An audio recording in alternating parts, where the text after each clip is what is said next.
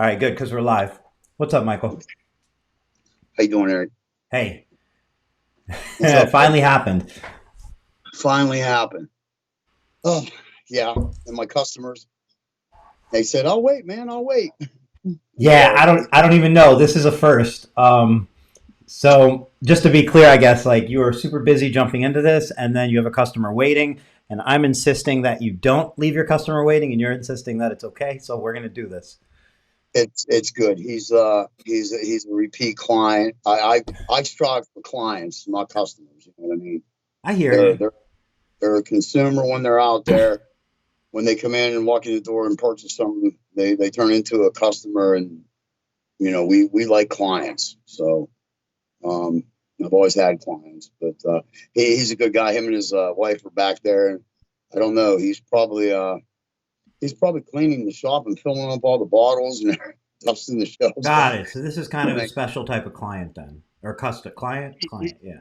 yeah, all my clients are special like that, man. I mean, I try to build a rapport with them. I What do you I mean? grew up. All your clients would like if you have them wait, they're gonna start cleaning up your shop? The better portion of them, yeah. I mean, I'm not kidding you. I'm being dead serious. I I have my growing up, my father was a physician, so I watched my dad take care of his patients for 40 years, and he was a very prominent physician in Western Pennsylvania. An awesome guy, probably the most moral, ethical man I've ever known. And I've never heard anybody say a bad word about him. Never, not a word, not one word. But so I try to take care of my clients like that. You know what I mean? I try to build they say business, you're in business to make money, or you're in business for this and that. I'm in business to have a family, I guess. You know what I mean? 'Cause, Let me ask you this: if if if I'm a first time customer and I come into you tomorrow and I get my car tinted, what are some things that you think stand out about that experience that's going to make me more feel like a family like relationship with you for versus going down to a tin shop down the street?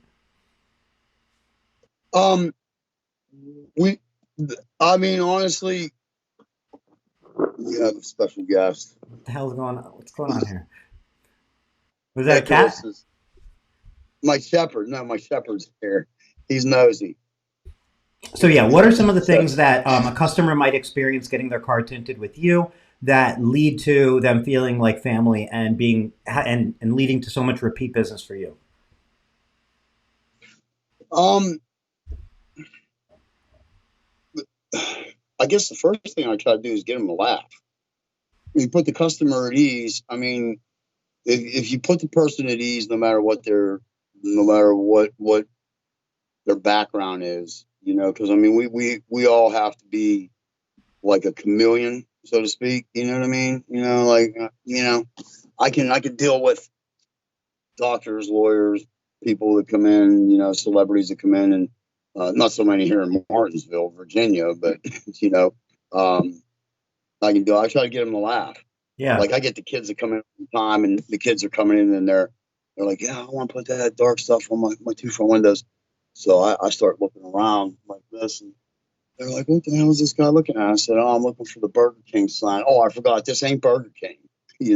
So I just try to joke with them and try to put them at ease. Once you get them at ease, once you get them, even if I like the ones that try not to smile. You know what I mean? The ones that, because then they break that smile, and it's Sure. like, I got you, I got you. But no, eh, we uh we try to make them feel like they're part of us. You know what I mean? They're part of the family. You know, Yeah. I, I think I think that, I mean, we're coming, if you think you're gonna just call me and get a price on the phone, nah, nah. So You're wait, what gonna go. happens You're if gonna I be call your shop and I say, "Hey, I have a Camry, a '99 Camry, and I'm looking to get some tint"? What's going to happen? Well, I'm probably gonna say 99 Camry. How many miles are on it? You're gonna say whatever. And I'll be like, 86,000 okay, miles. It's well kept, 86,000. garage kept, original owner. I'd probably go into a story about Mr. Niblet and say, yeah, I had this old guy came in, wanted to take some film off the back window. I can't charge the guy. He's 85 years old. And my grandmother would come up out of her grave if I charged the old man. And I said, yeah. So he was leaving, and I said to him, Mr. Niblett, how many miles are on your Camry? And he goes, 10,000. It's a 95 Camry, 10,000 miles on it. This really happened. So I would probably Oh, go into a story. okay. So if I call for a quote, like you're just Yeah, going to take your time on the phone, basically. You're going to try to make conversation, maybe make a joke, tell a story, that sort of thing. Yeah. It's not going to be, here's the price, take it or leave it. never, Do never, you answer the phone never. calls for your company? You want to get off? Pardon me? Do you answer all the calls for your company? Yes. Yeah. Yeah. Most of the time. I've had. I mean, I say we as a company because like you say, there's no I in team, but there is I in win. So when it's 4th and 1 and we're on the goal line and we need to get in the end zone, it's my responsibility and obligation to take the ball and get us in the end zone. So I mean, give us an idea, I guess, like what does your shop look like as far as like you're the only installer, I think. How many cars do you typically do a day? Maybe during the summer on an average, maybe during the winter on an average, because it's going to be different. What kind of volumes going through the shop? What do you offer? Give us a visualization of what it looks like at ICARUS Tinting in Martinsville, Virginia. we have no signs, we have no banners. We are the black part of the Napa building in the Okay. back of Napa. The only sign I have out there, everybody's like, you don't even have any signs or banners. I have a 3 by 8 inch sign on the door that says beware of dog. Okay. That's the only sign we have. Okay. We don't do any advertising. We don't do any advertising at all. This is the first 2 years ago this is my 4th business. I've had 3 other successful shops, very successful shops, but I never had a Facebook page or Google My Business or website, not until 2 years ago. So, And why did you make the decision to get that 2 years ago? my secretary at the time, Amber, actually said, "Well, you need to get on Facebook and do that, blah blah blah." So Have you I found any said, value "Okay." for your business in Facebook since then? Yeah, a little bit. Most of our Probably 75, 80% of our customers are word of mouth, and I ask every single person. I mean, I ask everybody. Um, it's word of mouth, or they Googled us. They Googled window tinting near me or something like that, and Right. um, that's it. And that's how I grew the other businesses. That the same way. We don't advertising. I mean, no, I have business cards. Well, That's it. I think the beautiful part of it, of like what we have available to us as a business now, is things like resources like Google My Business, like the Google Local Business page, where so like you say, well, I don't have a sign on my building and I don't do any advertising, but people are finding you in the number one searched place in the country and in the world, which is google.com, and they're finding your free listing. You're in the right place. That's where the company, so it's not like, hey, we don't have a sign out and it's completely word of mouth. I'm not saying like your business because I don't know, but I'm saying like in general, it may feel like it's a lot of repetitive business and like, hey, we don't have to advertise, but at the end of the day, you're still coming up in the most searched place in the world, and I bet you have great reviews. I'm guessing, and like between the two, that's the advertising of 2020. We Yeah, and you're absolutely right. And I have never spent any money with Google. I mean, I have not spent a dime. They So let's give it a round My of situation. applause to Google, though, is what I'm saying. We got to even like Oh yeah. realize that is like, you know, what an incredible resource that you can sit here and say, I don't have to spend any money on Google and this is how I get my business. Whereas if this was 30 years ago, Yellow Pages isn't doing you any favors. No, no. And I will tell you this: Yelp. I did put I have a. I don't know if you saw the Yankee Yelp. It's Yes, I did I see hate that. I Yelp. see that you have a group there, Uh, and it's a group just for people that aren't familiar with it. It's called Yanking Yelp, and I guess the premise is, trying to bind together to boycott or whatnot, go against Yelp. Now, I love where you're going with it, and there was even a Kickstarter project years and years. It was even, I feel like it was before Kickstarter, but it was the same premise where you could donate money towards. And there was a lady who was doing the same idea, and she was creating a documentary about it. And like, I mean, it was this big thing, interviewing business owners. But I guess where I'm going with this is, do you really have enough time, do you think, and resources to make an impact in Yelp versus all the other things you could be doing with your time? I I I don't post anything on Yelp. I mean, I on the Yankee Yelp, I don't. I started because I was upset because I had 6 legitimate reviews and they didn't post any of Sure, they them. filter But the reviews and they say our algorithm filters them out. We're not going to show them. It's all we can go. I mean, we know this story, but at the end of yeah, the day, you're doing fine without them. Is that the key? yeah, yeah. Google Good. has helped. And we have a some of the you know the situation, and some of my colleagues, our colleagues know the situation. I have I subcontracted for a gentleman that's in close proximity to us, and he's been less than um, he's been a jerk. He's been a jerk, and um, they had made a fake review one time. His public relations girl. There's some animosity there. I'm sure and not on my part. No, But I get it. Basically, a competitor, an unhappy person leaving bad reviews. And it's easy to do, especially on Google. But then on Yelp, somehow that'll be the one that Yelp actually shows, no matter how exactly, uncredible the and person is. yeah, that's exactly what happened. And when I talked a while back, you could call Google My Business. And when this one fake review came up, I called them Yeah. and I was talking to the lady, and they can see everything and they know everything. So I said to the lady, I said, "Look, ma'am," I said, "with all due respect, this is a fake review." I said, "I'll bet you if you looked at that profile was created about an hour ago, it probably has one review, mine, and it probably was from somewhere on Route 220 in Franklin County." And the Yeah. lady in her Indian accent said, "Mr. Michael, how do you know all this?" And I said, "Because I know who it is, ma'am." And they removed it instantly. But now, Right. because of this COVID thing, we Well, still have a couple fake reviews on there, and I flagged them. You can't call them anymore. I know. You Listen, have to email them, whatever. I flagged them.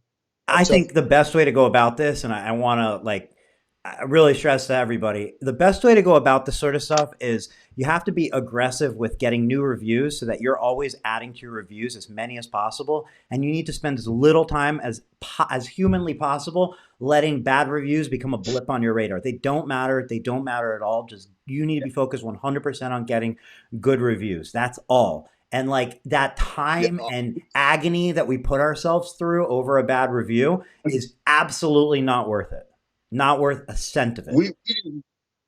you're absolutely right. But on the other hand, too, I'm conscientious about, but I have a reason to be. You know why? And you know, I take that to heart. Like, I mean, Everybody does, though. Come I on, it's your business. you're supposed yeah, you're supposed to be professional. All that. Well, this one kid left a review, and I called him straight out, and I said, you know, first and foremost, you're a liar. You know, Yeah, put right on Google, and I don't care because all those reviews that are on there, and I read those reviews, and I hear you. you know, some of them are quite humbling. You know, you can't help but, for myself personally, I look at them, I'll get tears in my eyes looking at some of them.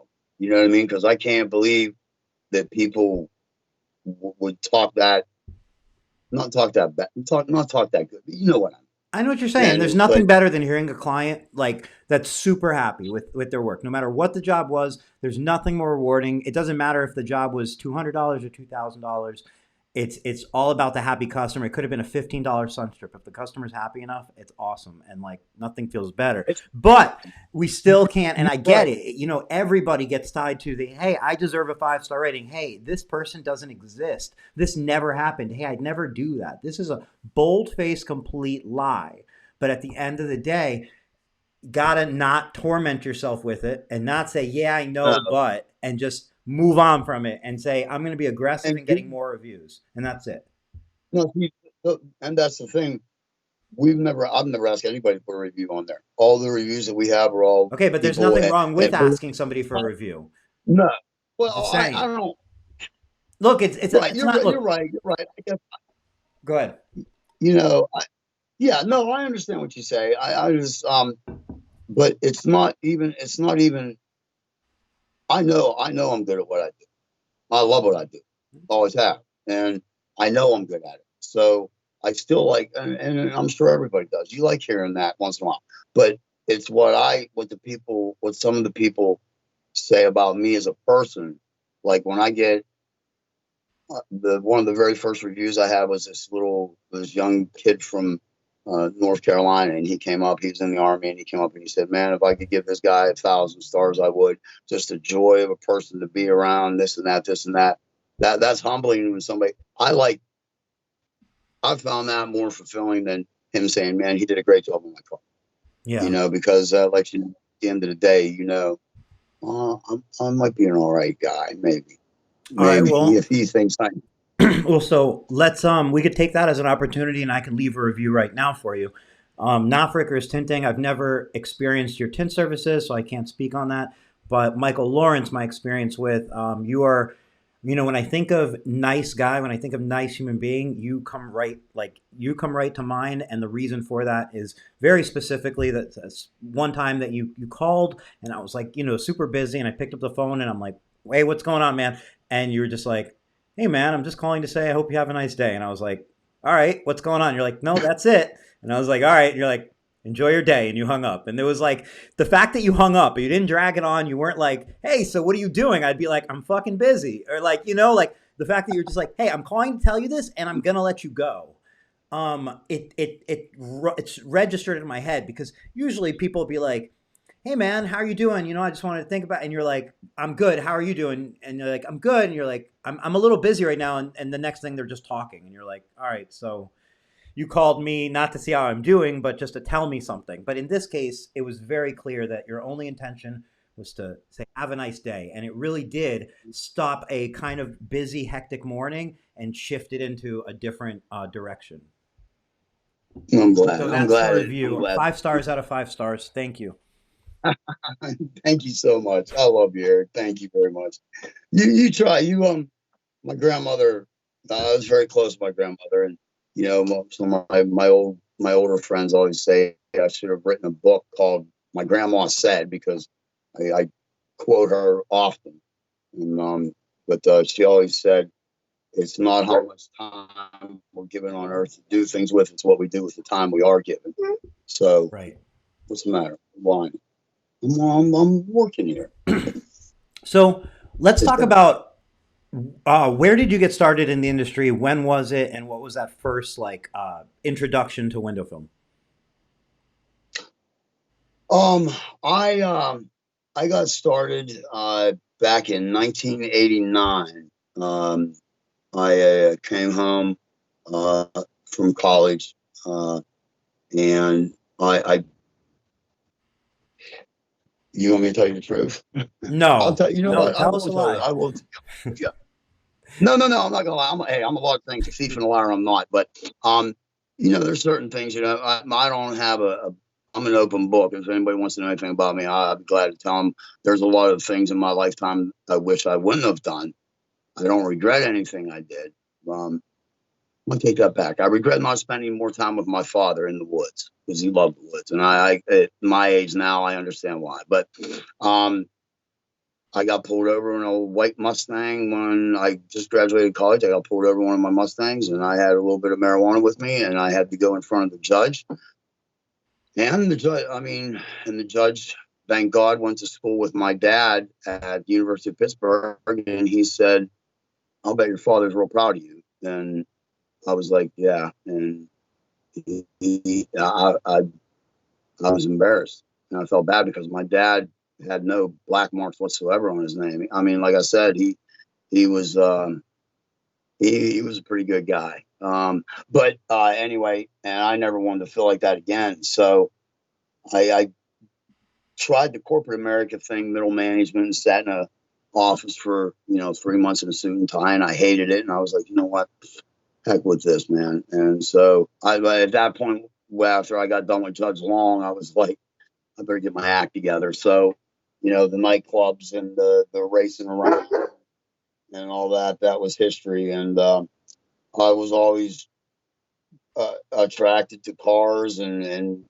car shows and that type of thing. I got into it at a young age with a guy who used to custom paint cars, and I helped him. And the first car I helped him wet sand, I was 15, and it was a 1970 old 442 W30 ragtop. Mike Jones was his name, and Mike Mike taught me how to pinstripe. Michael was responsible for getting me into the industry, and he I remember he took it the we took it to the car show. I slept in the back seat. We detailed it the night before the car show, and we took it to the car show, and it won best of show and best paint, and I was hooked at 15. But anyway, so I started my first business in 1989, and I never even thought about doing window tinting. We were doing striping. I was doing striping.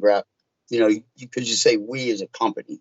So I was doing striping and graphics and detailing, custom accessories, aerodynamic packages, things like that. And I had a guy come to me. Mark McGregor was his name. My very first window tinting customer. He had a 1985 Chevy Astro van that he bought the templates out of Carcraft or Hot Rod Magazine. He brought them to me and he said, "Can you put these on?" And I was like, "What the hell is it?" He said, "It's window tint." And I just started my business. I'm like, "Oh, hell yeah, I can put it on." I didn't have a clue. So, but I did. And then um, it was it was on the phone with a gentleman by the name of Glenn Myers. And Glenn and his wife Lois, their daughter Terry Fair. Uh, that's back when Lumar was Lumar and Solar Guard was Solar Guard, and there was very few of us around. And um, Glenn spent hours and hours and hours on the phone with me, helping me, and Terry did too. I owe them. They have a company, Segra Products, in Gettysburg, Pennsylvania, and I was buying my graphics from them. And I remember Terry and I spent hours and hours on the phone talking, and um, her and her father and Lois are pretty much the ones that helped me get started. And then 5 years later, I moved back to Hawaii. I was born and raised in Hawaii. I moved back there and 95, and I had been tinting for 5 years here in small town in Pennsylvania, Western Pennsylvania. And I called up this one tint shop, and I said, because I loved doing it and I was good at it, extremely good. People were coming from 90 miles away for me to tint their vehicles, the other side of Pittsburgh. And so I thought I was a pretty bad dude. And this Korean guy by the name of Daishek Busta, by the name of Daishek Kim, Uh-huh. came and called his tint shop, and I went out and he said, "So you want a tint?" And I said, "Yeah." I said, I'm pretty good. I've been doing it for 5 years. And so he says, "Well, there's the car." He said, "You go tint. I watch you." So I said, "Okay." So I get over there and I pull out my knife and I go over and I put the film on the car and I go to make that first cut. And he walks over and taps me on his shoulder and goes, "Mikey, Mike, you and Milk can tint. Let me show you." And I was like, "The hell is he talking about? I didn't even make a cut yet." But man, he was a bad man. He was, and he helped me refine my skills, really, and I grew exponentially there in Hawaii because there's 15 shops on the island of Oahu, if not more, and everybody is top. Everybody's a master filmer. Everybody, everybody. There's no. It's so hard there because everybody's good. Everybody's great. It's like you don't have the the you don't have the hack shops.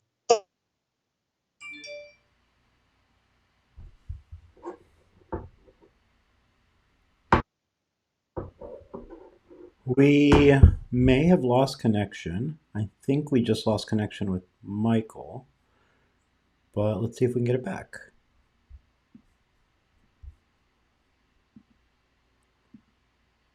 Hang tight, everyone. We'll see if we can resume this Wisdom.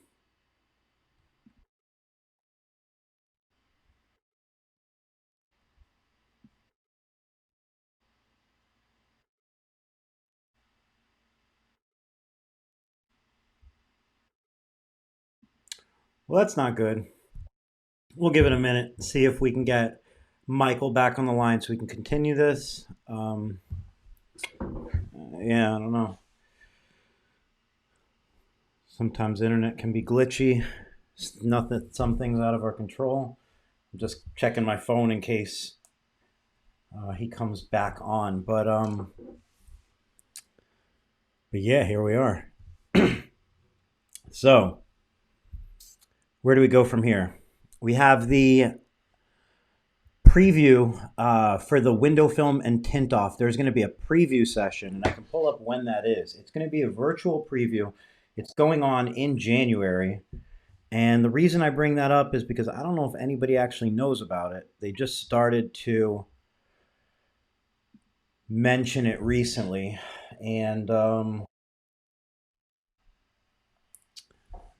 going to pull this up. So it's going to be January 14th. And you can find out more by going to WFCTevent.com, which is the Window Film Convention and Tint Off event. And basically, they're doing a preview day on January 14th. It's going to be a virtual event. So it's going to be completely virtual. You're going to be able to go through the booths, a virtual booth. So it's going to be a completely like pre-made virtual booth, like one of three that you could pick from as a vendor. And then as a visitor to that booth, you're going to see any videos or PDFs that booth person had put up there, and then you're going to be able to interact with the booth via chat, like text chat, and then they're potentially working on a video feature where potentially you could do a video to face-to-face video. So as far as like what we have planned for our virtual event, I mean, I'm going to have to just say you're going to have to wait and see. But as of now, it's not much because I can't figure out through a text chat back and forth what we could possibly do that we couldn't accomplish here through video or on Facebook in a group through text or whatnot. So I came up with no ideas, but who knows what's going to happen between now and then. Um, I'm excited to see what the other vendors thought up. I'm sure there's going to be some great ideas across the event. And then the actual in-person event is scheduled for June 7th through 9th. And that's going to be in Orlando, Florida. And we will have a booth there pending that actually happening in June, which as far as like the world looks right now, it doesn't really look like it. I'm just guessing, but I'm just saying, like, if I'm taking a temperature right now, it doesn't feel like June is going to be like the greatest times to travel and go in. And that's me speaking from Palm Springs, California, where barbershops aren't even allowed to be open. But you can see we did go ahead and make these cups for the window film convention. They do say 2021 on them, so we really committed to the fact that sometime in 2021, hopefully, there will be a tint off and convention for us to all join and see each other at. So keep our fingers crossed, and it is what it is. But again, that virtual event is going to be January 14th, and then June 7th through the 9th will be the actual event. And then, so for the virtual event, that's, Joshua said we want live. That's kind of my thought, was like going live through Facebook, probably like something like this during the virtual event, because again, I don't know what we can do in a chat. It's going to feel like a live, like if it's like a chat room, it's just a chat room. It's like this minus the video. I don't know. I hope it's cooler than we imagine, or I'm imagining. We'll see. I applaud them for at least working on the idea. Um, that is Michael. So we are going to resume where we left off. And Michael, you're back. Hey, bud. My phone died. No worries. No worries. All right. So, so I had to jump my other phone. Sorry, bro. no, you're good. Why don't we get the camera steady, and then we're going to jump right back in here? Because I get seasick very easily. Yeah, there we go. There we okay. go. All right, go ahead. All right. Go So, let's take it to late 90s. You're a Lumar dealer. Lindy mentioned. I just want to interrupt real quick because it's super important. Lindy mentioned my haircut. So I was talking before you came back, Michael, about the window film convention and Tint Off in Orlando, saying that to me, I'm not too optimistic of it happening in June because you can't even get a haircut in Palm Springs. And then it was pointed out that I have a haircut, and I just want to say that it was a black market haircut. I had to have the barber come over. It was completely illegal, violated the California laws, and I'm just putting that out there. But I don't see how we're going to get a tint off going if you can't even get a haircut. Doesn't make sense to me. No, no, it's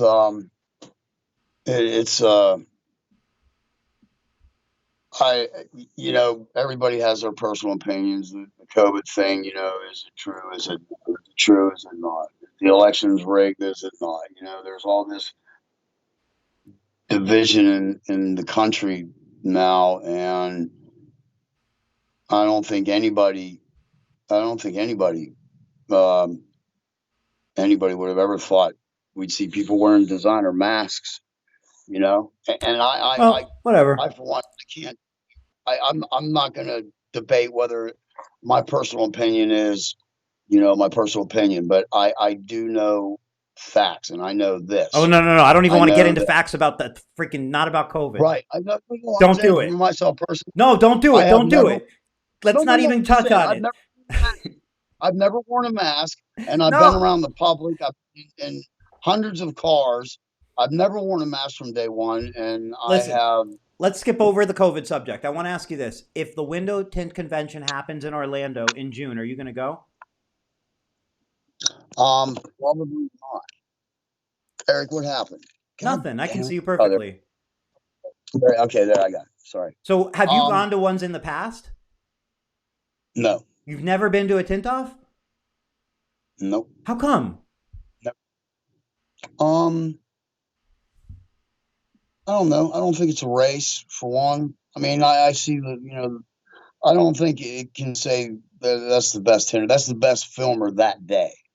That's the best filmer that Well, day. no question about it. It's a competition that somebody makes up rules to, and the winner of that is the winner of that competition. No question in the world. You can't say you're the best basketball player. It's like saying there's a dunk competition, and whoever wins that is the best basketball dunker in the world. That's not the case. That's who won that day, and that's based on the rules they set and so on. No question. But to me, the tint off is more than who gets the gold medal. It's about coming Right. together. You get to see a lot of people, you get to meet a lot of people, and you know that deal. That's all. So I was just curious if you'll be there, and I hope I, maybe change your mind. I would. You know what? I would go just to see. I would go just to see the guys. You know what I That's mean? it. Because I would go to see the guys. I'd come just to see your haircut. I know. I got all the gray hair off. You look like GQ, sir. I know. I look 10 years younger. GQ. No one would believe I'm 48. If I take my hat off, nobody would believe I'm 52. So, So all right. So I hope you make it to the tint off this year if it happens. There's a virtual event that I doubt you'll be checking out on January 14th. But if you want to check it out, it's on the Window Film Convention site. And I'm just mentioning it legitimately if you're interested in it. It's a virtual event. And just because I want to bring some awareness to it, because hopefully it works out. I don't know. I would go. The one thing I like this, and my theory on like the birthdays. I'm not gonna thumbs up, happy birthday, can whatever. I'm gonna pick up the phone and call. I'll do a background check on you if I have to find your number, because that's an important day. That's an important day for people, and um, so. But I can pick up the phone and I can call. When I call people, wish them a happy birthday, we talk like we've known each other for 50 years, and that's one of the cool things.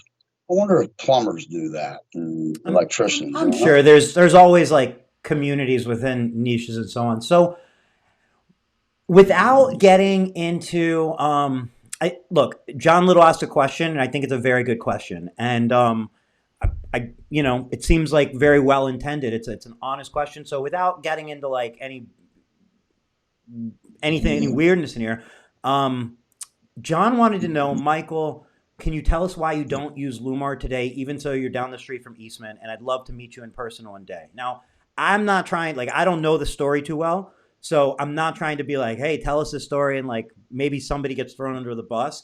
But is there is there a story there? Is there something that makes sense to share or a vague reason or whatnot? I don't know.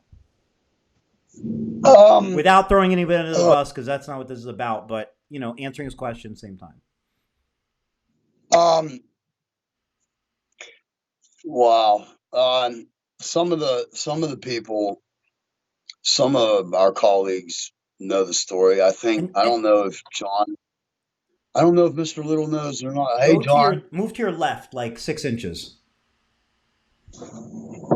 Beautiful. Good. All right, so listen, I just want to dance around this a little bit because I know there's some history here. And I just want to say, if you say, hey, this is something personal, hey, I had an issue with them, hey, it's not even like, I just want to make it super clear how those are totally acceptable answers. We're not in front of a judge and you're not sworn in to have to tell the whole, it's just, so just want to put that out there. It's not a gotcha moment. It was a legitimate question because, hey, you're in the town of Lumar. Um, Okay, John says he knows the Yeah. story, so maybe he is trying to throw him under the bus. I have no fucking idea what's going on. You tell the story if you want to, and I'm going to shut up. You know what? No, I'll,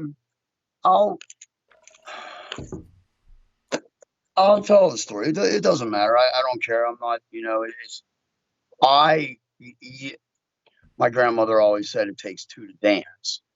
So apparently I had some fault in it too. And I'm sure um, I'm not the most diplomatic person at times. I'm sure we know that. So anyway, um, yeah, it was kind of, it happened really quick for one, but basically, You're moving around too much for the and I love, camera. You got to stay in one place. I keep adjusting the camera. Just, because you asked me to tell this story, and it's I all got my good. pouch on and I'm sorry. I'm just my trying to Bluetooth. zoom in and I'm moving the camera, like trying to catch you in the. I'm sorry, I was trying to get comfortable in my chair, and I'm trying to find a lighter for my cigarette. So, anyway, oh, Miss John, I you don't put me have on the one here. spot, John. Yeah, I love Mr. Little. Um, um, yeah, it happened real quick. So, but there's a story before that of the reason why I'm even in Virginia. I was actually retired, and we some of you know what happened, Eric. Anyway, I I was in Western Pennsylvania and outside of Pittsburgh, and um, had a great business, and ended up went through a really tough couple years, I would say. And I'm going because this all leads up to this thing with Lumar. Um, Okay. but anyway, my grandmother passed away on Thanksgiving Day, and 6 months later, my cousin Cookie passed away. She was like my mom. 6 months after that happened, my dad passed away. 6 months after that, it just kept, my fiance and I had split up after 8 years, and that was pretty, that was that was tough for me. And I was the one who initiated that. I had to, but and then my Saint Bernard passed away, and that was a hard hole to take. Jeez. And then I met a girl who was I had went to school with her anyway. We had a pretty special bond, and anyway, I was already in love with her and realized she had a substance abuse problem, and you know, watched her within a year and a half just completely destroy her life, just go from a beautiful, vibrant woman to just a shell of a person. But so it came to time, and I left the shop. My manager, he deserved it. He was a good guy. Just gave it to him and was going to take her and move away. Move to. I wanted to go back to Hawaii, but she didn't want to go that far, and because she has family up there. So I said, well, what about? Roanoke, Virginia, and I had a friend in Roanoke or whatever. And anyway, so um, we we were planning on coming down here to Virginia. And anyway, the last minute she backed out, and I left and came down. And a week later, she called and wanted me to come home. I think it was on a Monday. I think she called, and last thing she said to me was, "I'm in love with you. Come get me." And I said, "Okay, I'll be home Friday." And she didn't make it till like so she Sorry. ended up. No, you're good. It's all right. I know it. It's I know good. it's I'm like a good. tough subject. It'll always be, but appreciate you sharing it. She passed away. She passed away that Wednesday night. That'd be my luck. 2 days before I go. You know what I mean? Whatever. So after that, I home didn't seem like home, and but yeah, I stayed and went through a pretty bad depression and started some contracting for this guy, and this guy was oh man, it was a piece of work. So and finally, I had been talking to uh, somebody at Lumar, So this is Bryce. how you became a Lumar dealer, yeah? Yeah, Okay. yeah. I was like I said, I just subcontractor here. I have a little bit of money in the bank, and I got lucky with some investments. But anyway, um, Bryce is pretty much single handedly kind of got me out of my funk. So just you know what I mean? Just and yeah, I love Bryce, but so he they suggested I open up a shop in Martinsville because um, one, I'm fluent in Japanese, and the company that owns Eastman Chemical Company is a Japanese conglomerate. So they thought it'd be kind of cool when the VIPs come in and tour the plants here in Martinsville. Um, you know, be pretty cool. Bring them to a little American tin shop. Well, guess what? The owner speaks Japanese, and it was great. It was a great idea. And Bryce was. I love Bryce. I love Bryce. Like I said, he's a good guy. And but anyway, so we started, and I didn't start with a bunch of money. And I didn't. And I never had to. You know what I mean? It's pretty much word of mouth and your personality. Because really, when you're in business for yourself, I mean, you're selling your personality as well. And I guess I don't know, I have a vibrant personality sometimes, maybe. But yeah. But uh, in the process of that, I we were doing a project, and it was suggested to me by a Lumar technical advisor to use a Suntech film. Don't do that. Don't keep banging the. You're banging the thing right by the mic. It's just a thing. Go ahead. Go ahead. I'm just looking out for the listeners. Sorry, Go ahead. I know. Listen, Go ahead. I'm no, sorry. I don't mean to interrupt but you, but it's all not right. hopeless. So you So had a anyway, project. yeah, so I'm talking to the sales girl at Suntech, Commonwealth Laminate. That's where they were.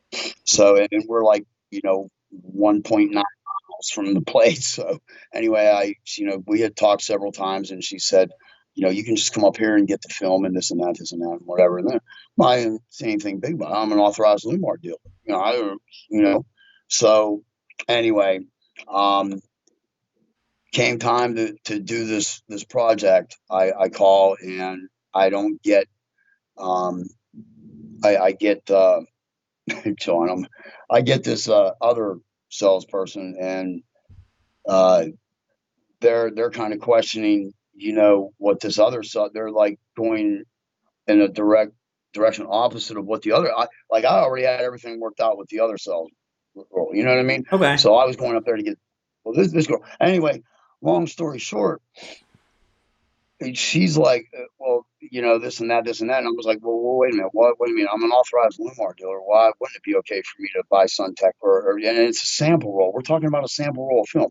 Anyway, what came down to it, and I said something the day I called to get the film, and I had told her, I said, you know what? I'll contact my sales guy. You do your job. I'll do my job. And, Mm-hmm. and anyway, so I go back to get the film, and um, I they're having problems with the phone. And that seemed like a constant thing. It was always, I mean, we're talking international call center.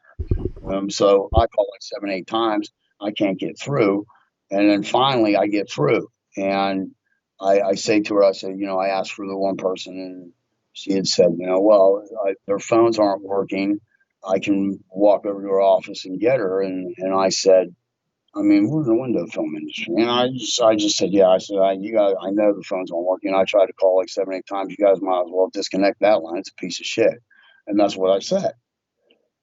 So, um, and right then I think she probably knew who I was. She recognized my voice because I had kind of not scolded her, but I would kind of miss 2 days before. So she says, I'm not now laughing who at your is this story. I'm again? laughing at Haas's comments. I'm sorry, but I'm not laughing at the story. I just want to be real clear I there can't because see. I'm not laughing at the story. Just want to be clear. But now I'm jogging my memory because this is something you told me, so it is actually kind of funny at some point. So I'm just laughing ahead of time. Yeah, But there is a funny part. So keep yeah. So, going. I'm sorry I interrupted again. so anyway, I said, I said to her, she said, and I'm in a rush. I got 2 customers in the shop, and my guys are there, and when we're trying to hurry up and get this film, and I said, can I please speak to her? And as soon as I said that was a piece of shit, I think she knew who I was. Like I bitched at her 2 days before, and she goes, now who is this again? And I said, this is Michael from ICARUS Tinting, and that's when it went downhill because instead of just walking, she had to walk next door to the office. It wasn't like she had to walk a city block. You know what I mean?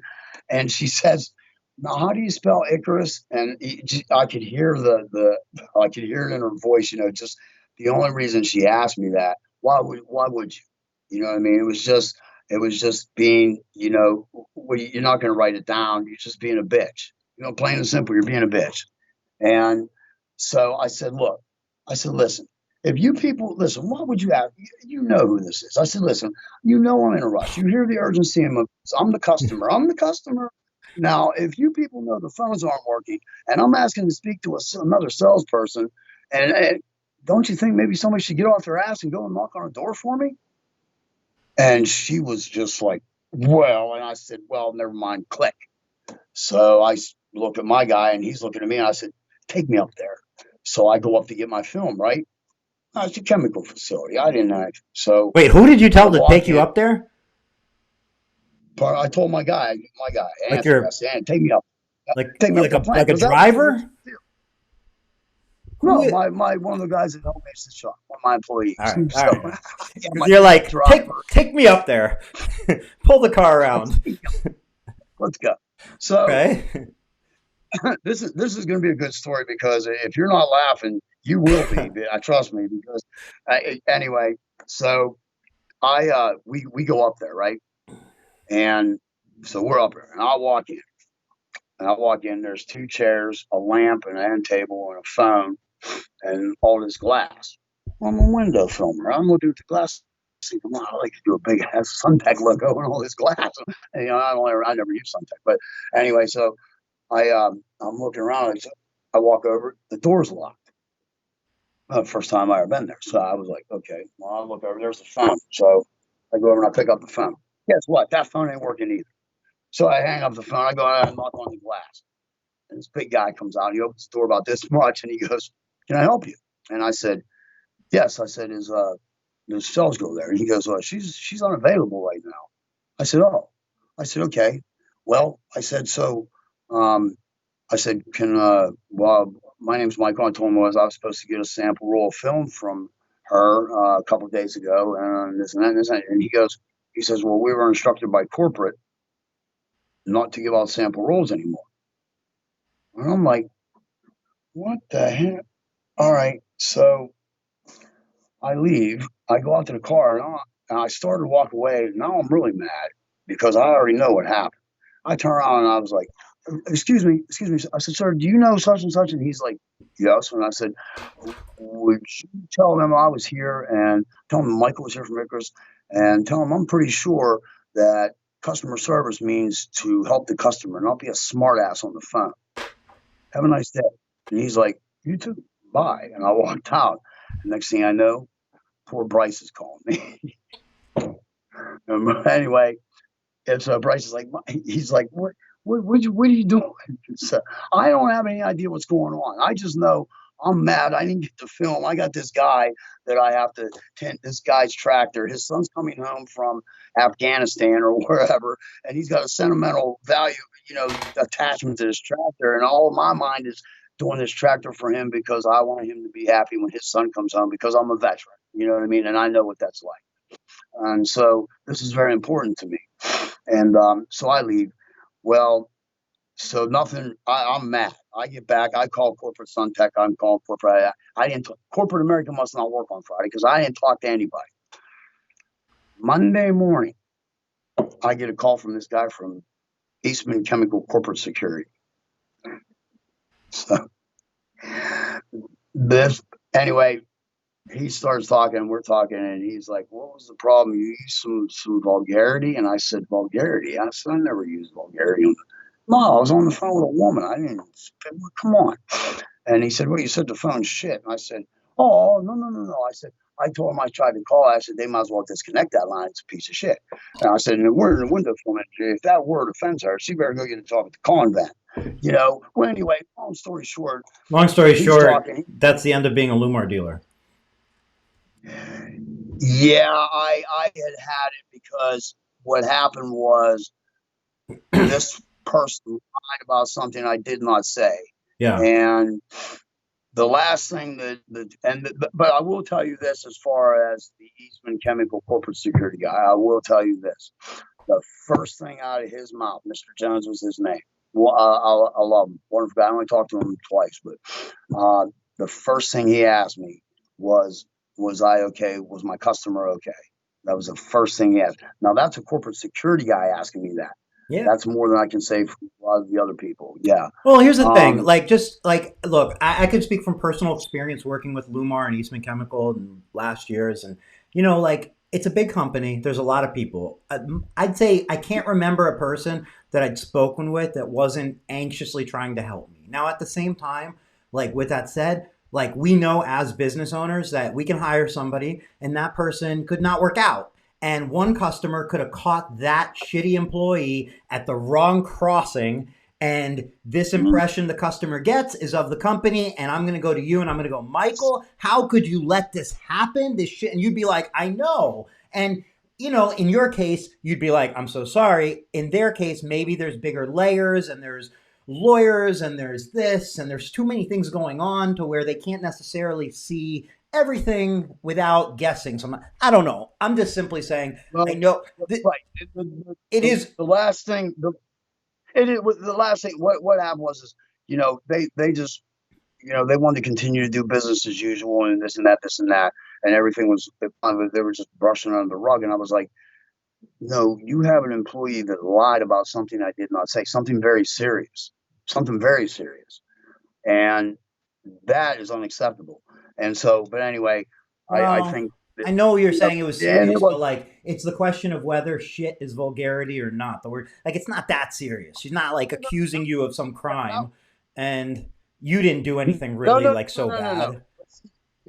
Listen, I will tell you this. I won't say what it was, but that was not it. Oh, got that it. was Got not it. it. But Okay, got it. I will tell you this. I don't know. They locked the plants. They locked the plants down. Got it. It was something. Okay, I think I remember now. Look, I'm just saying I've lost my temper before with sales reps of film companies. I'm not happy for it, but you catch on that day, you're high stress, you want to get a job done, the film's not available, they're not answering the phone, the wrong thing came, whatever it is, it's easy to lose your shit. And we're all human. And now you're with Solar Guard? Like I said, it was the last thing I said, "You know what, I'm done with you people." I said, "I'm not going to tolerate that. You want to lie about something I say and something very, very serious." I turned around and I hung up. I said, "You know what, forget about it. I'll throw." How long ago was this? Choice words. This was actually, we opened up in Martinsville. I got the shop the day after Thanksgiving 2018. and this wasn't long after that. I This haven't was had a day fairly off since recently. then, but yeah, no, it was like a year and a half ago. But Yeah, that's I called Solar Guard.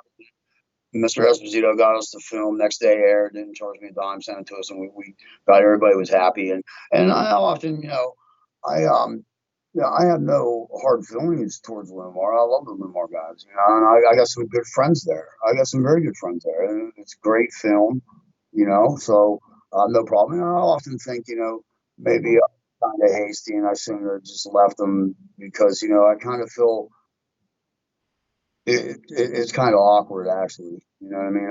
I'm in here and I'm using Solar Guard film, but the people at Solar Guard are just, I mean, it's like a family. I love it. It's great. They're really good people, and as well as most of the people in the industry are good.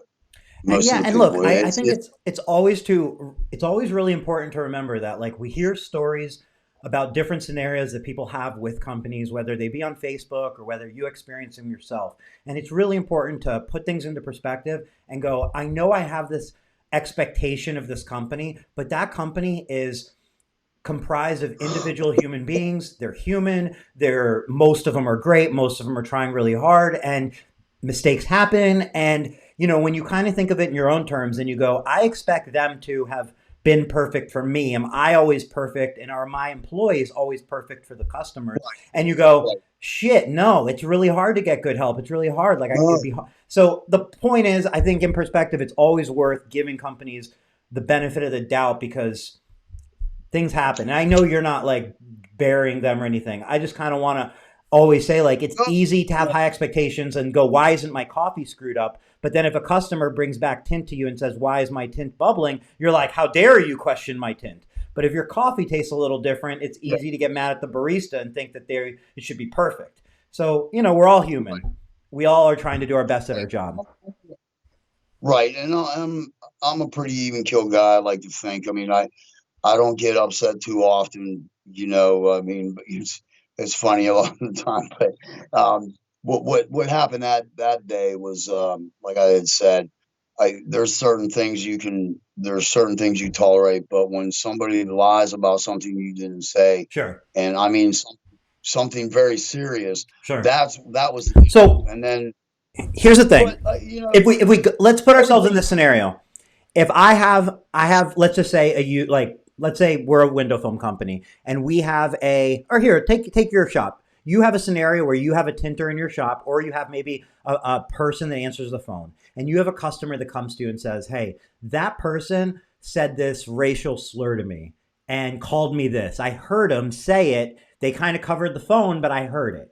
And you go to that person and you say, did you say that to that customer? And they're like, Michael, you know me. I absolutely never, no chance in the world did I say that to them. And that customer comes back to you. You say, look, they didn't tell you that. That's what and they say, how do you not believe me? Why would I make that up to you, Michael? You go back to your staff and you go, man, I really need to know. Did you say this? And they go, I didn't say it, Michael. You've heard me. Everybody praises me. Why would you think I'd say that? What I'm simply saying as a business owner, man, I want to take care of the customer, but I can't hang my employee out to dry at the same time. I can't fire them and execute them because of this thing that they're saying they didn't say. I'm not there. I don't have it on recording. What can you possibly? You can be between a rock and a hard place. Yeah. Yeah, I think. I The mean, customer says, "I something. want to see that employee fired. I want to see him fired for what they did." And the employee says, "Michael, you're going to fire me because of some lie a customer is making up." What can you do as the employer? Well, first they shouldn't ask me to fire anybody. I wouldn't want to see anybody get fired, nor would I ask them to get fired. You know, but Well, reprimanded or whatever. You wanted to see something yeah, happen for that person who lied about you. And I'm just saying, imagine that rock in a hard place that as a business owner, you could say, I have this wonderful customer and I also have this wonderful person. Shit, what do I do? And then you mix lawyers into it and HR departments and all sorts of things, and it makes it even harder. So I don't know. oh I'm yeah, not I'm not defending anything. I'm just trying to put it into perspective. It is what it like I is. said, Life's difficult. like I said, everything happens for a reason, and obviously, I mean, we still use Lumar film. We still use them. Well, I have no problem with it. If I have a customer that asks for it, we don't. I have I have film left from when I made my initial order for the most part. I haven't bought any since then, you know. Yeah, But yeah, wasn't that long ago. we yeah, well, it's a year and a half. I mean, we usually but you had asked me earlier. You had asked me like how many cars we do like in the summertime and all that, and we do no more than 2 cars a day. No more than two. No more than two. Okay, so that explains how you have a lot of time on your hands to talk to the customers and make jokes. My question to you is, how do you make enough money to sustain your business? And is 2 cars that's all you do out of the shop, or are there other revenue sources as well? No, yeah, I have some investments that I mean, I have a little bit of money, thank God. I made No, some but I mean investments like some years day ago. to day at the shop. Is the total like revenue sales of the shop just from those two vehicles that you do at most? If we do two a day, I mean, but we get like Eric, I get like 30, 40 calls a day. So 30, 40 I calls a don't day. understand. You would think it's How do you get 30 phone calls a day and you tint 1 car a day? How does that make like how do you do that? How much do you charge for that car?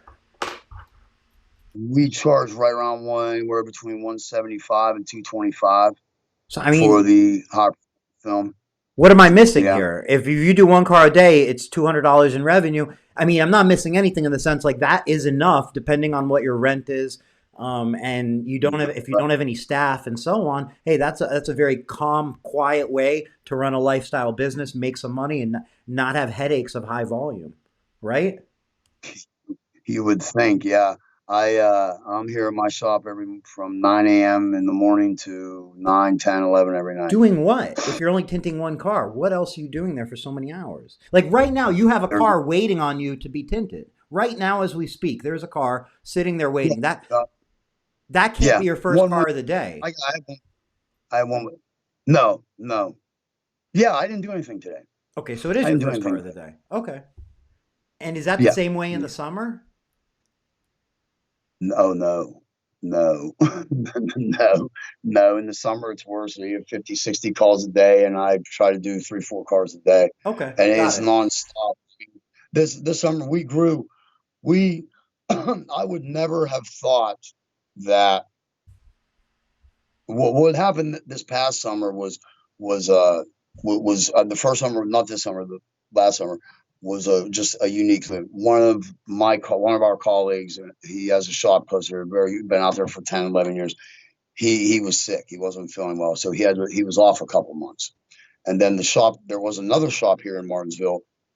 Excuse me, he closed. I don't know why he closed. Whatever. He went back to pastor. He's a pastor of the church also. So that just put us. But I would have never thought that in a town of what 13, 14,000 people.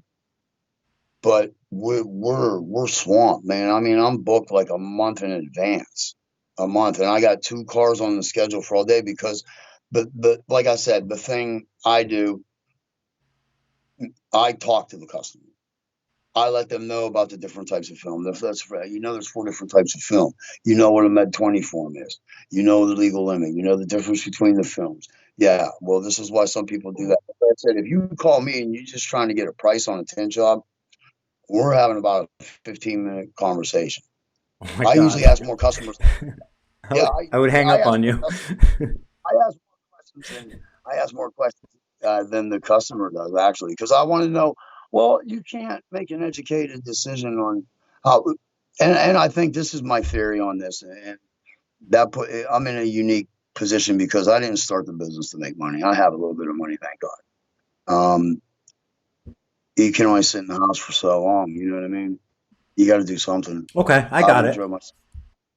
You know what I mean? And then the funny thing is, I didn't even start the shop because I didn't want to start another shop. I wanted to go back to Hawaii and sit on the beach and watch the dolphins go by while I eat my fruity pebbles in the morning. Now you're You know, talking. and, yeah, right. With fruity pebbles and bananas. Got to have the bananas in them. And but Krista wanted to start another shop, so I kind of did this. Um, yeah, bandana was on the wall up there, but I moved it. So anyway, I moved it for the interview. No way, because people like my friend, some of my friends, Billy and Gil and a bunch of other guys, they know the bandana's up there, and I didn't want to be distracted by it because she would be laughing right now. You know what I mean? So, but yeah, yeah. So I don't really don't. I mean, I don't have to. Maybe that's why my attitude is like that. Like I could care less whether I love what I do. I would go nuts if I couldn't do it. But um, that's why a lot of maybe that's why I look at it like when I put my pouch on, that's my serenity right there. You know what I mean? That's where I get my peace. I don't care if it's my shop, your shop, their shop, whoever shop. If I got that pouch on, when I put it on, I say a prayer. I'm good to go for the next couple hours. All that pain or anguish or turmoil or whatever chaos, it all goes away. You put a good album in or some good music or something, and just lose yourself in the music. And our job, we can do it with our eyes closed. So, but it's been the only thing constant in my life for the last 30, almost 32 years now. So that's my serenity right there. And that's why I think the guys that have been in it for a while and all the master filmers, I call them, that's why we take it so seriously, our profession and our craft, because it is a craft. And I it's not a learned skill. It's not a learned skill. And I explained it to somebody like this, like it's a God-given talent. And some people want to argue with that and say, no, it's a learned skill. No, bullshit. And here's why. A learned skill is something that you are taught. Okay. A learned skill is being able to play notes on a guitar. Okay. A learned skill is being able to draw contours and shadows and lines. Yeah. And uh, uh, a learned skill is being able to write, cursive writing, which they don't teach in school, words and sentences. The art is being able to play a song, put those notes together and play a song. The art is being able to take those lines and draw a face. The art is being able to tell a story with those sentences. Mm-hmm. You didn't get that eye hand coordination from a school, or somebody didn't teach you that. You didn't get that meticulousness. You didn't get that artistic talent from that. That's the raw God-given talent that we have. All of us have it. It just takes some longer to realize they have it than others, and the one bad thing that goes hand in hand with artistic talents are addictive personalities. And I've had my struggles, as I know many, many, many people have. And that's the one thing that, I don't know. I look at it differently than most people do. Maybe that's because of what I've been through or whatnot. But I've been through a lot. When I tell you I've been through more pain and anguish and heartache and sorrow than any man should ever have to go through. I'm serious when I tell you that. So I take my profession seriously because it's all I have. That and that damn dog. So Well, thank you for sharing your perspective with it. There's there's the right way to run your business is the way that makes you happy and the way that works for your lifestyle, and that's even going to potentially change for people throughout their life. So, like, yeah, I think it's important that everybody sees a different perspective. You hear from somebody who says, "Hey, I tint 1 or 2 cars a day, and I'm happy with that, and it really works for me." And it's I could do it differently, but this is how I want to do it. I think it's nice to hear those different perspectives versus just hearing from people who say, how many cars do you tint in a day? 10, 15, 18, and things like that. So yeah, we've been there. It all goes with age, I think, too. right. There was a point when I was doing 7, 8 cars a day, and I was coming. You can't believe it. You're charging 250, 300 a car, and this was years ago, and I was coming home. It's a lot of money. I'm telling you, yeah, $8,000, $9,000. You're like, holy shit, and now, I now it's to me it's more like a hobby, but it keeps me occupied. You know what I Right. mean? It's Yeah. mind off of, but then but look at the look at the joy you get out of it, though. You know what Right. I mean? Right. Like we don't charge the police department. We don't charge the ambulance garage. We don't charge. I probably give away one free job a week. We don't charge kids. Kids are their first car. That's a special thing. We want them to remember that. So we always charge them half price. And I said this to somebody one time. I said, this is how I am, and I would like to think most of my colleagues that are the older crew, Mrs. Jones calls and she wants you to do two windows over her kitchen sink at her house because her cat sits there and meows at her while she's doing the dishes after dinner. So you tell her, I'll charge you $70. I'll be over tomorrow. And, you know, as you go over to Mrs. Jones's house during the course of the installation, you you find out that Mrs. Jones buried her husband 3 months ago of 60 years. She has no friends, she has no family, she has no relatives. She's alone in that house, and the only thing she has is that damn cat. How the hell are you going to charge that woman $70 to do those two windows when it costs you $15? I can't do that. I can't do that. So, Right. Well, there's different ways to be compensated, and some of it's that yeah, feel good of taking care of fellow human being. Couple questions real quick that were asked sure. in the chat. How long do you usually take to do like an average car? How long does it not how long does it take you if you were working as fast as possible? How long do you actually just take to do a normal four-door sedan? Without being interrupted. No, I mean, what is your normal life like when a car pulls in? Do you do it over the course of 2 hours, course of 5 hours with a bunch of interruptions? What do you do? Yeah, a course of 5 hours with a bunch of interruptions. But I Okay. mean, I like getting cars in and doing a car. I can do a car, a four-door car, hour and a half, 2 hours, Sure. and that's working at a slow and steady pace. You're not trying to bust at it. It's kind of every car, no such thing as a perfect job, but damn near perfect. But about 2 hours, I'd say roughly.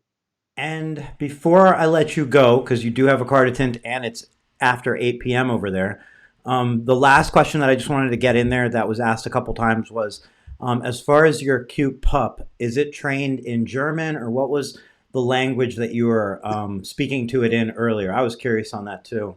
I didn't make it Yeah, out. Icarus is a working dog. He's a protective security dog. He is for being such an extremely smart German Shepherd. He doesn't speak any German though.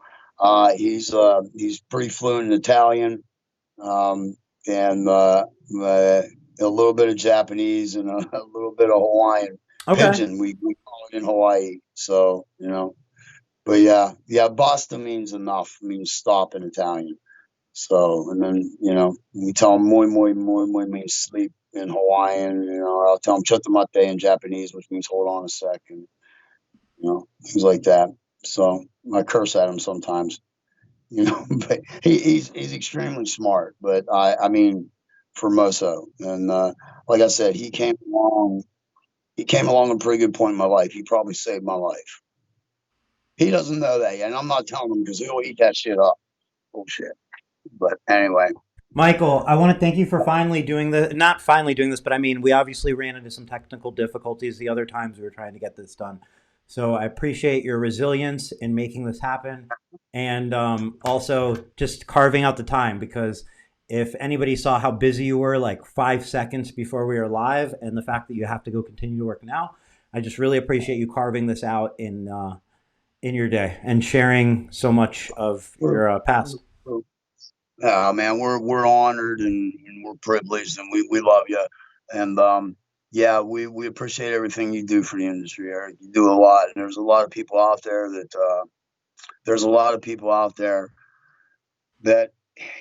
do a lot for the industry. They're not concerned about money. They're not concerned about fame or fortune. They're truly gracious when it comes to that, and they do so much to help. And And that's what I mean. If you think about it, and I said this before, you know, the older guys know what I mean. We owe some people, man. We owe some people. We owe some people, you know, and we gotta.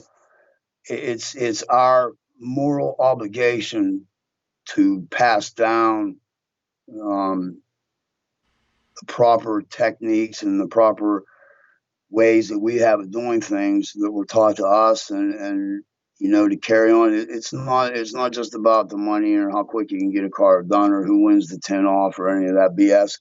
It's about human contact, I think, and it's about, you know, it's our craft, it's our art, you know.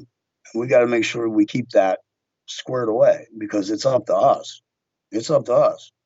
When, like I said, Mr. Myers, Mr. Burke, Mr. Vickers, Mr. Lewis, we owe those guys. Yeah. Cool. I love you. Thank you. Those are great words to end on. And Michael, I want to thank you again. And then obviously thank you for everybody who watches live, comments, and obviously listens after. Thank you. Sincerely appreciate you, Michael, and everyone for joining. Hey, and remember, no creases, no fingers, no zippers, no trash. Bye, everyone. I'm going to get shirts made up. Let's do it. Have a great night, everyone. Bye-bye.